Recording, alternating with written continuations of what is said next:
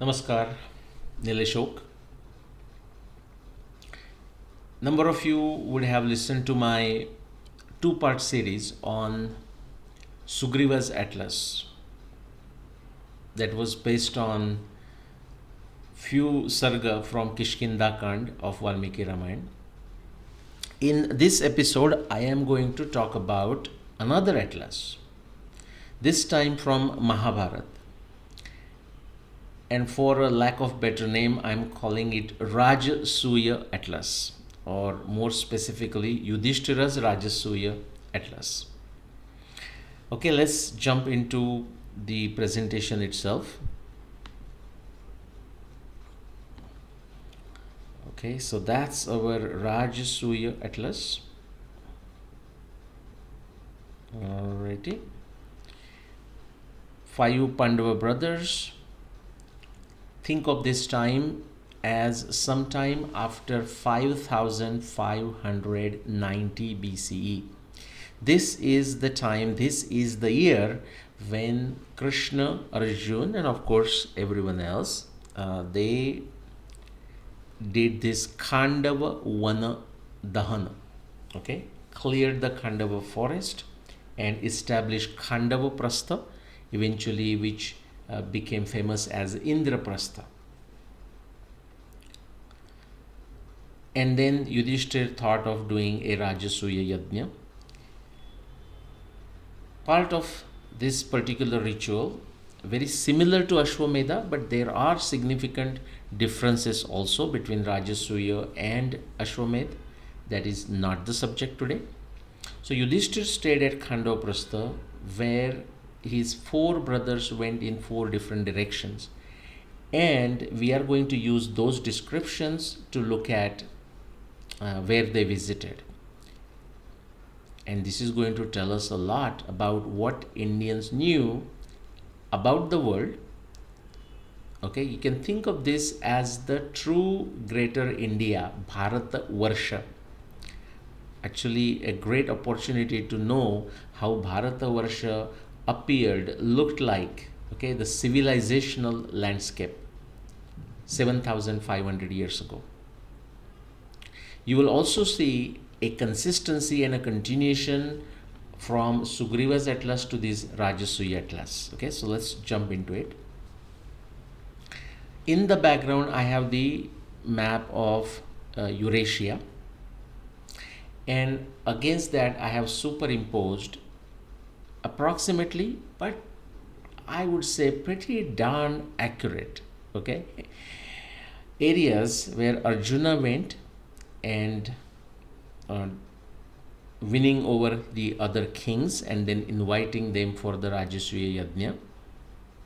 Okay, same thing Bhima did in the eastern direction. Now Mahabharata describes Arjuna going in the north direction, but in the context of India, I want you to think of this as a somewhat northwest direction. Okay, Bhima going in the eastern direction, Sahadeva going in the southern direction, Nakula going in the western direction, and as you can imagine, there is a much expected overlap in the areas that they have gone. As we go through descriptions, you're going to find there are overlaps with the certain kingdoms they have visited, and I am asserting that they are not visiting the same kingdoms, but just imagine, I wish I would have shown you the map, like after Chhatrapati Shivaji Maharaj in his say last few years, he had taken control over certain parts of Maharashtra, but then there were like islands. Now these are not the islands surrounded by ocean but islands surrounded by other rulers, okay, but because of his father's connection and he himself, he had control over certain areas.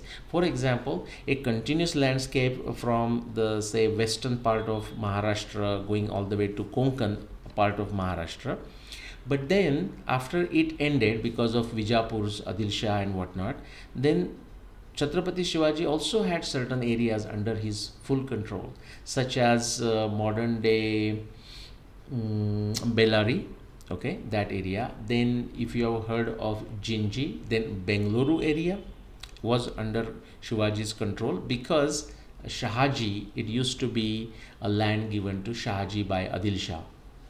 Then also there are few other places like Vellore and Arni, and if you go further south to Tanjore. So these are like islands. In between area is not controlled by Chhatrapati Shivaji. Something like this. I don't mean in this case not controlled, but same descendants like say Trigartas or Anarthas, okay, but they are ruling these different places. So some of those places were covered by Nakul, while other places were covered by Arjun, and you're going to see that overlap with these four brothers. What this verse they're saying from Sabha Parva is that while Yudhishthir stayed in the Khandava Indraprastha, these four brothers went in four different directions. Okay. All right, let me do this. Sorry. Okay. Arjuna. Let's begin with Arjun going in the north direction. Keep that in mind. It is somewhat or truly a northwest direction. Okay. Where did Arjun go? He went to a lot of places. But I am going to mention few key places, that just to give you some idea and hopefully creates enough interest that you go to the Mahabharata and read the Mahabharata in the original with appropriate translation. Some of the places I'm going to mention because they have a historical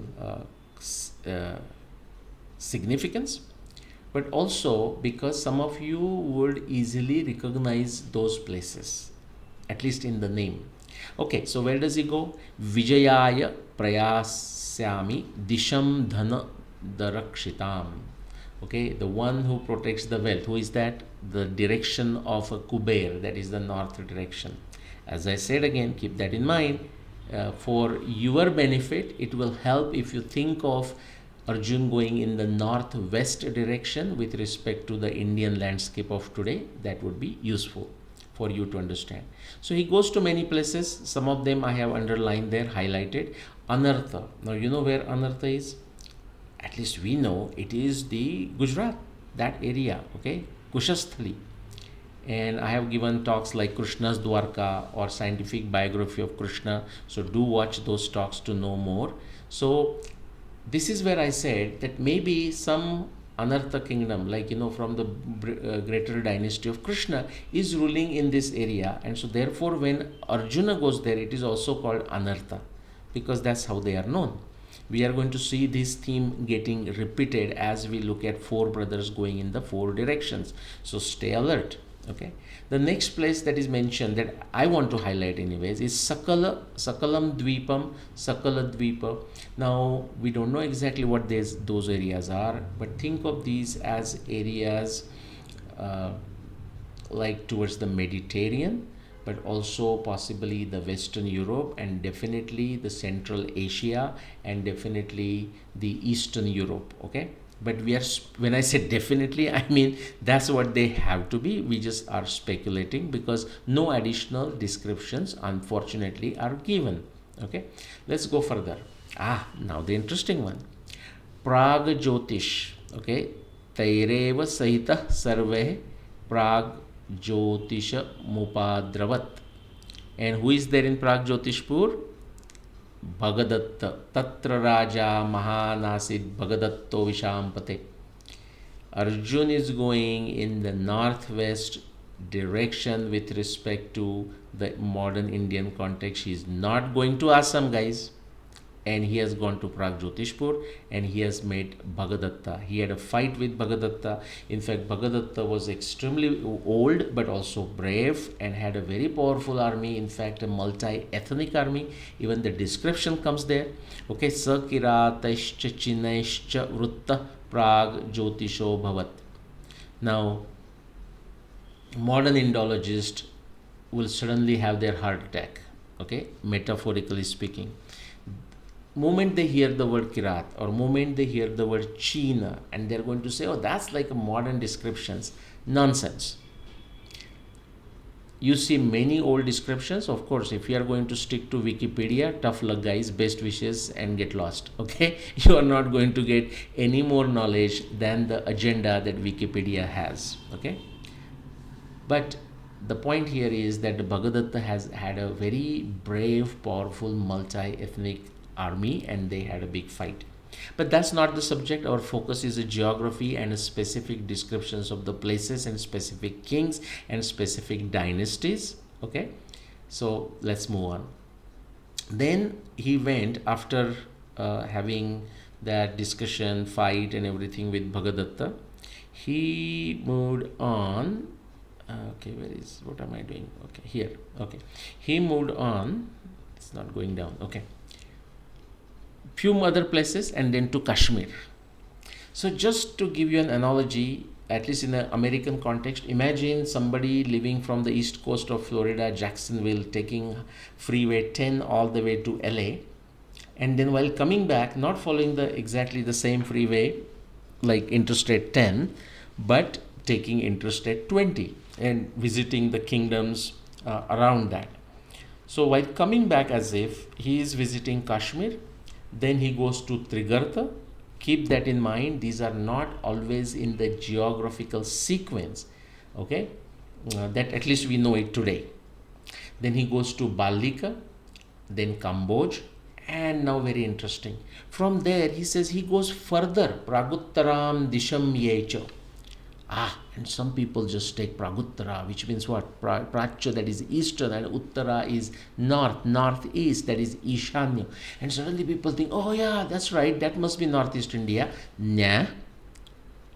Just keep in mind where Arjun is to begin with. He has gone in the northern direction, northwest directions, gone all the way in the west to the areas of Balikas and areas of Bhagadatta, Pragjotishpur. Now he's coming back, he has come to Kashmir, then he has gone to Trigarta, Balika, not necessarily in the same geographical sequence, Cambodia, and now he's going further northeast.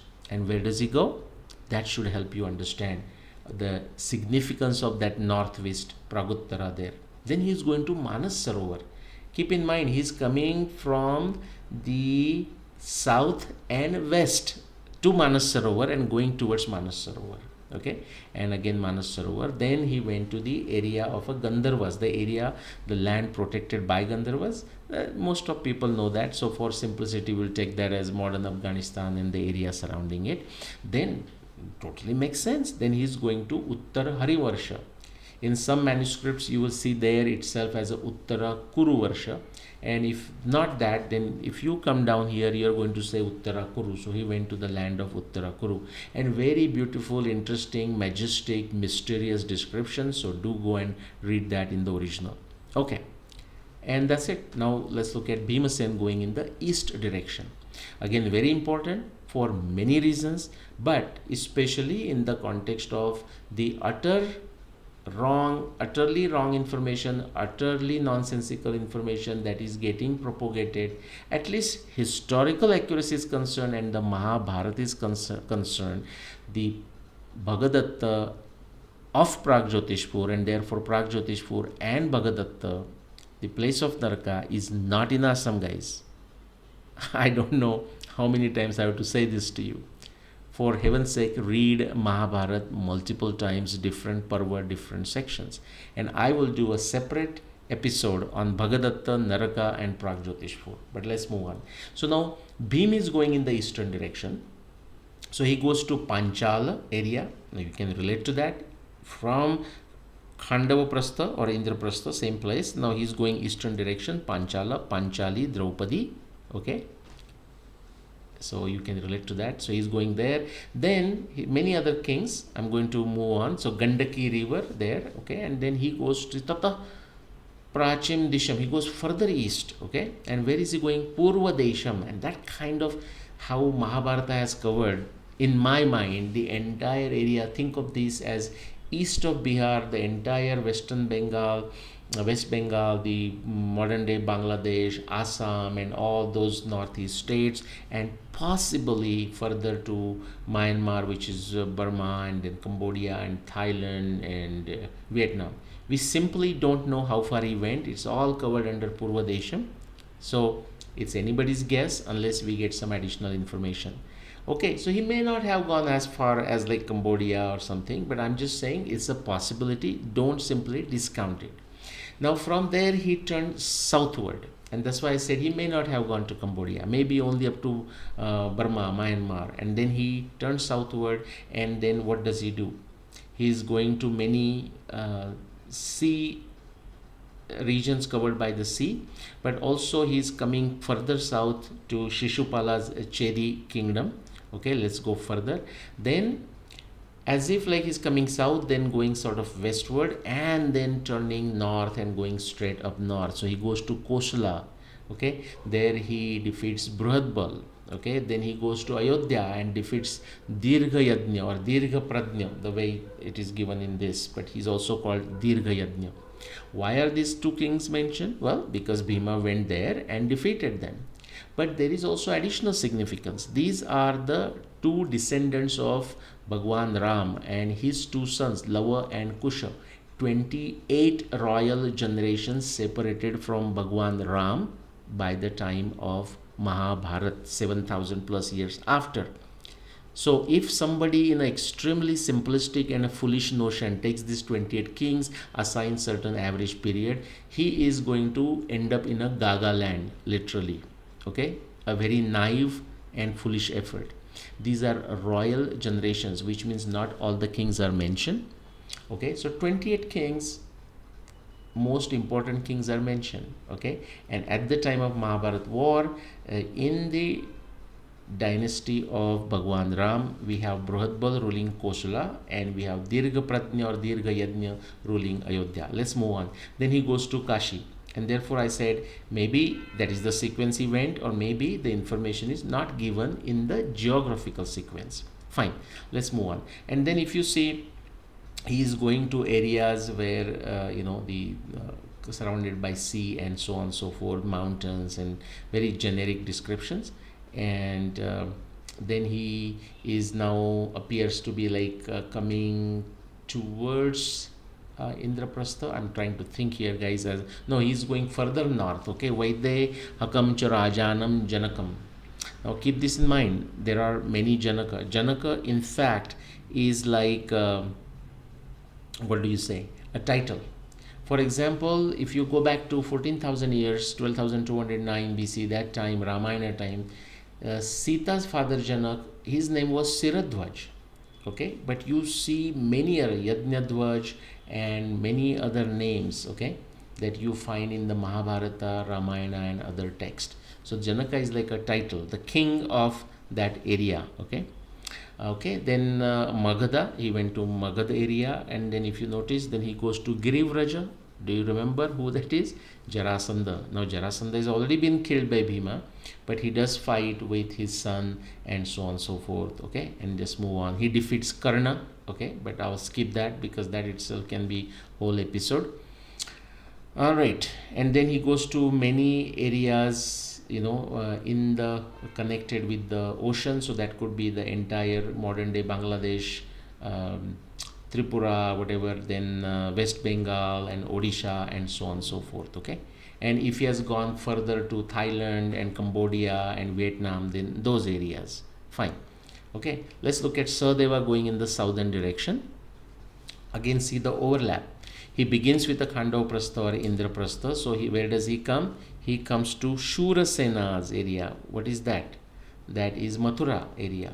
Then he goes to Matsyaraj, which is who? Virata. Okay, the Matsya kingdom. Then which is what? Eastern part of Rajasthan. Okay, the Jaipur area and so on. Then he is going further south. Let me see what else I want to show. Yeah, then he is coming towards Narmada. Then visiting Mahishmati, which is modern day Maheshwar, near Indore.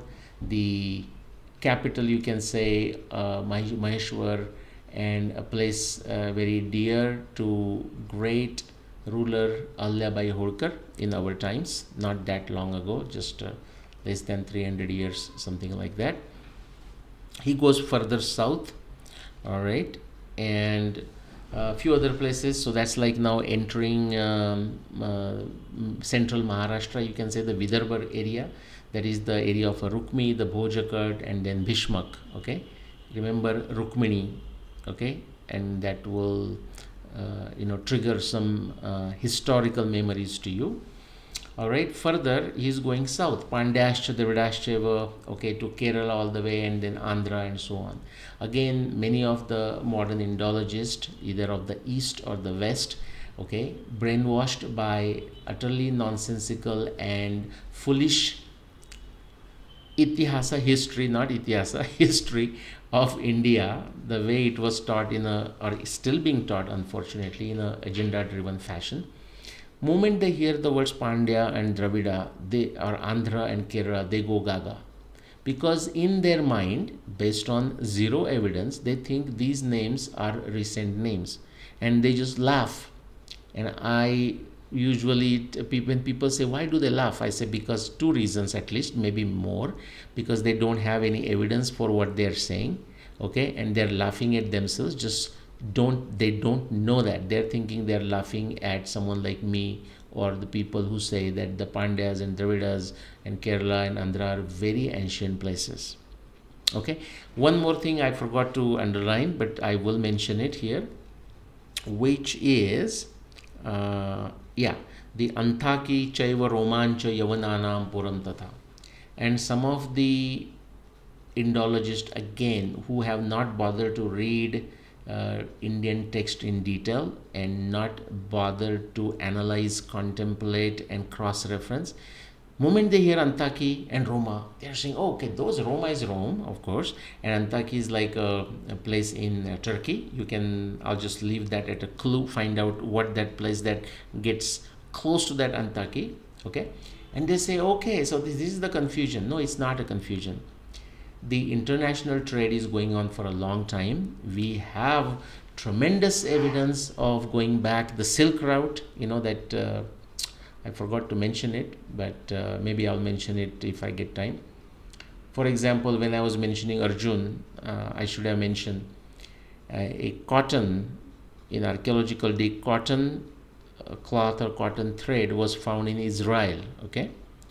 And you say, what's the big deal? Well, the big deal is that cotton thread, the archaeological dating of it goes back to Mahabharata times, 5500 BCE. But something more. That cotton thread, the analysis, scientific analysis, and kudos to the development in science, it could tell us that thread is based on Indian cotton and not Egyptian cotton, and so on and so forth. Very fascinating. So the trade was going on. We have evidence from southern India, a sophisticated ports and sophisticated navigation and trade going on for 20,000 plus years. Okay, but if you have not read these papers, the peer reviewed, then you will remain in your Gaga land. Okay, the Indologist and whoever blindly follows them. Okay, so what to do with this Antaki and Roma and Yavanapura? Well, these are possibly their colonies, okay, their trade centers, just like Portuguese came in the last 500 years, and Dutch came, and then the French came, and then British came and established their own centers along the ports, okay. All right, Bharukacha, okay, I will give you as a clue to think of a place in Gujarat. So that's where, so think of this as some overlap there, okay. Did I tell you guys that I moved to, I might have missed it, telling you that Sahadeva is now going in the southern direction. I did mention that. Okay, for a minute, I just forgot. Okay, so where were we? Okay, now something interesting. So after this Bharukacha, just 2 lines in the critical edition where the Mahabharata text says, Preshayamasa Rajendra Paulastyaya Mahatmani Vibhishanaya Dharmatma Preeti Purva Marindamaha. So then Sahadeva went, made Vibhishan, okay, Paulastya, okay, Ravana, Vibhishan, they are in the Paulastya Vansha of the sage Paulastya, okay, we just leave it at that. Now, this is not the same Vibhishan, of course, assuming he was there, it's not the Vibhishan of a Ramayana times. So again, just like a Janaka, just like Anartha, just like a Yadu, just like a Magadha kingdom, okay, these are posts, okay, and a different person is ruling there. Now, if you look at some of the other manuscripts of Mahabharata text, they go on to elaborate how Sahadeva actually, instead of he himself going and meeting Vibhishana, he called on Ghatotkacha, and then Ghatotkacha went on behalf of Sahadeva to Vibhishan, of course the Vibhishana of Mahabharata times, not the Ramayana times, and got his permission and so on and so forth. Those people who are always looking for interesting research material, this is something fascinating only if you are willing to commit to a 20 years with no guarantee of success. Go for it, guys. Okay, all right, let's move to the next one. Let's look at the last one, the Nakul going west during Rajasuya.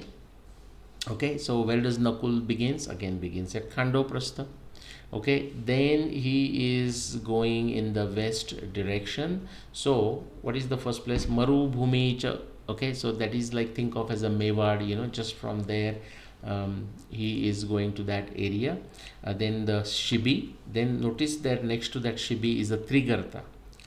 Keep in mind, Arjun has also gone, but Nakul is also going into this Trigarta region.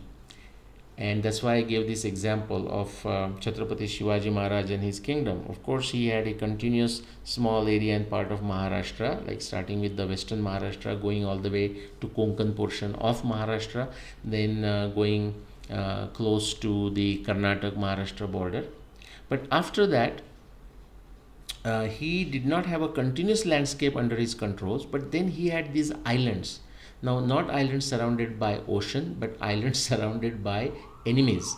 Okay, what are those places? Think of Bellary, think of Bengaluru, think of Jinji, think of Arni, think of Vellore, and think of Tanjore.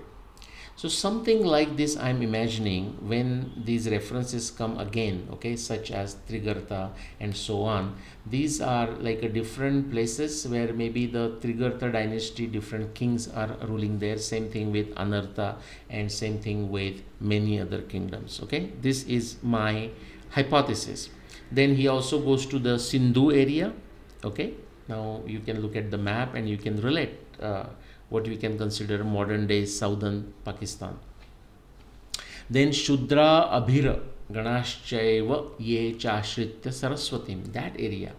Some of you may remember the story that after 36 years after the Mahabharata war, which is to say 5561 BCE is the time of Mahabharata, 36 years after that is 5525 BCE. That's when the global sea level rise went up. It was a global phenomenon, and of course Krishna's Dwarka went down precisely in 5525 BCE.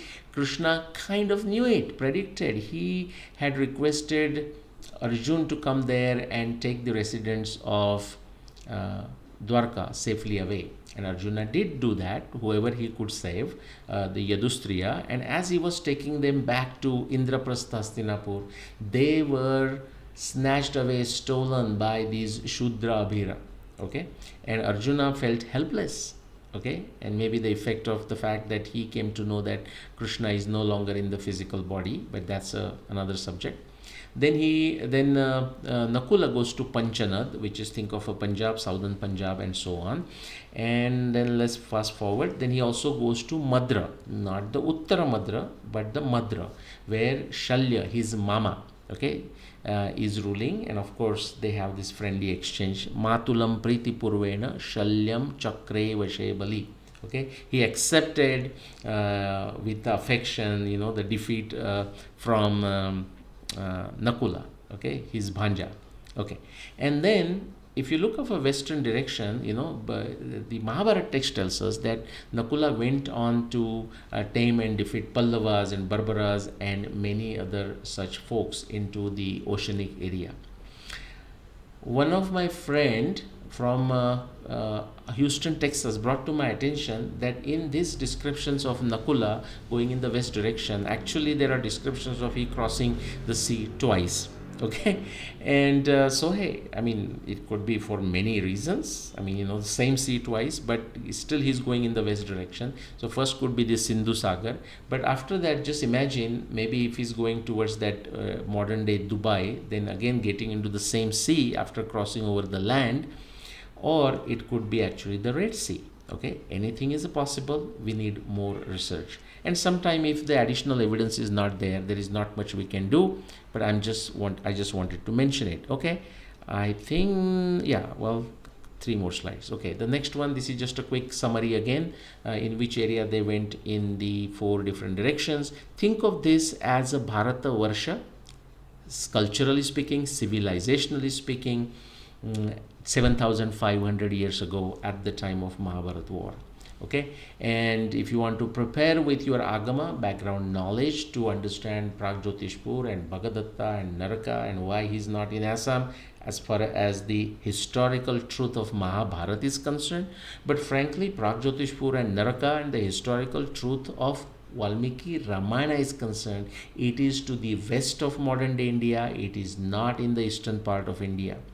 Okay, if you want to understand this, you have to read these books and be ready for the additional episodes that I will be doing it soon on Pragjotishpur, Naraka and Bhagadatta. If you are in India, go to Subbu Publications. That's your best source for all these books. Some great deals always. Don't come to me. Just go to Subbu Publications. If the book does not come on time, do not try to contact me. I have no clue whatsoever. Contact Subbu Publications. If you are around the world or even in India, and if you insist on buying this from Amazon, go for them. Okay, they are exactly same books, different covers. The historic Rama is same as 12,209 BC. Okay, there is one book that was published past December 2024. It is in Marathi right now, being translated in many other languages including English. Prachin Bharatiya Khagol Vigyan, written by three individuals, myself, Nilesh Nirkantavok, Rupa Bhati and Leena Damle. If you do know Marathi, go grab it. If you don't know Marathi, go grab it. This will be your Marathi 101 introduction. Okay, go for it, because hopefully you know the subject matter if you are following me for a long time, and now you are reading that same subject matter in a Parayan fashion in Marathi. Okay, and two other books have already been translated in Marathi. The When Did the Mahabharat War Happen is in Marathi now as Mahabharat Kal Nirnay, Mahabharatacha Kal, and the Historic Ram has been translated as Aitihasik Ram. Okay, these both books have become very popular in Marathi, of course in English now. One day again, I'll give you updated number, but it's just astronomical. Okay, all right, in different languages it's astronomical. Okay, all right, so the publisher Paramitra Publications, they have created this package. You can scan the code and you'll get the book if you are in India for let's see, 400 rupees delivered to your home address. And that's it. We are going to stop here. Let me go to the main screen so I can show you my face again. Write your comments. Do listen to this episode multiple times. In fact, all of my episodes multiple times. Think of this as a Parayana, like we reading Sundarkand multiple times. There is a value to it. There is a method to that madness. Okay, this is how we get additional insight. This is how finally when we do Parayan, we start understanding true meaning of it. Otherwise, in the recent times, I am finding there are these folks, they have a good knowledge of Sanskrit. Problem is, they think they know more Sanskrit than actually they know. And maybe other problems such as Tatrairasham Raga Dvesha Moho Arthantara Bhavat. Okay, the problem is they are extremely emotional. They are not attached to the truth. They are attached to their own personality, attached to their own popularity or lack of popularity, fear. Okay, the next one is the enviousness, which also comes from a fear, and frankly lack of intellect, at least in certain subjects. Therefore, they don't get the true meaning of it. Okay, and when I get time, I'll do more episodes on it. But my point is, if you want to understand what I'm covering in these episodes, whatever the name is, you need to listen to them multiple times. And I'm not saying this to increase the views or any such thing, because you have to listen to them multiple times to truly internalize it and turn that into truly a background knowledge, which means you don't have to refer to something that truly becomes a agama. And then when a new episode comes on some other subject, for example like Pragjotishpur and Bhagadatta and Naraka, you are going to connect the dots more effectively. Okay, so watch these. If you like it, share with others, tell others to watch it, share what you have understood, study Mahabharata, study Ramayana, study Bhagavad Gita, Swadhyaya Pravachanecha, and be ready for the next episode. They are going to be exciting. Namaskar.